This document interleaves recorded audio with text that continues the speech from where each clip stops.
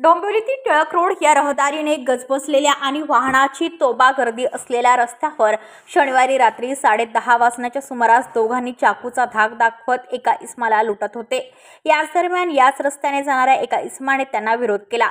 या दोन चोरट्यांनी या दोघांना देखील मारहाण करत चाकूचा धाक दाखवत लाथाबुक्क्यांनी मारहाण करत लुबाडल्याची घटना घडली आहे। पेट्रोलिंग करणाऱ्या पोलीस कर्मचाऱ्यांना याबाबत माहिती मिळताच तात्काळ वेळेत घटनास्थळी पोहोचत या दोन्ही लुटारूंना ताब्यात घेत अटक केली आहे।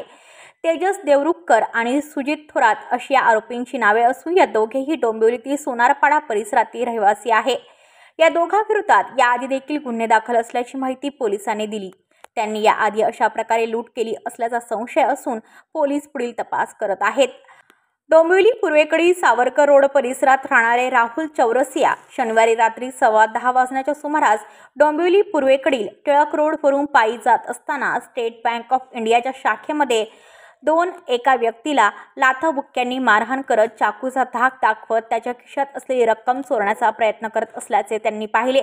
तो इसम मदतीसाठी ओरडत असल्याने राहुल व त्यांचे मित्र राघव या दोघांनी त्यांना रोखण्याचा प्रयत्न केला असता त्या चोरट्यांनी राहुल यांना चाकूचा धाक दाखवत त्यांच्या खिशातील 2000 रुपये जबरदस्तीने काढून घेतले। तसेच मारहाण करणाऱ्या अनोळखी व्यक्तीच्या खिशातून देखील 2000 रुपये काढून घेतले। या दरम्यान काही नागरिकांनी याबाबत तात्काळ डोंबिवली पोलिसांना माहिती दिली। रामनगर पोलीस स्टेशनचे कर्मचारी याच भागात पेट्रोलिंग करत असल्याने काही क्षणात घटनास्थळी दाखल होत पोलिसांनी तेजस देवरुखकर आणि सुजित थोरात या दोन्ही चोरट्यांना ताब्यात घेत अटक केली आहे। या चोरट्यांनी यापूर्वी अशा प्रकारे आणखी किती जणांना लुबाडले आहे याचा तपास रामनगर पोलिसांकडून सुरू आहे। ब्युरो रिपोर्ट डोंबिवली, आपले वृत्तप्रहार। तुमच्या आजूबाजूला घडणाऱ्या घटना पाहण्यासाठी आपल्या वृत्तप्रहार वाहिनीच्या YouTube चॅनलला सबस्क्राइब करा। तसेच नव्या व्हिडिओची नोटिफिकेशन मिळवण्यासाठी बाजूला असलेल्या बेल आयकॉनवरती क्लिक करा। प्रत्येक बातमीला लाईक करा आणि शेअर करा।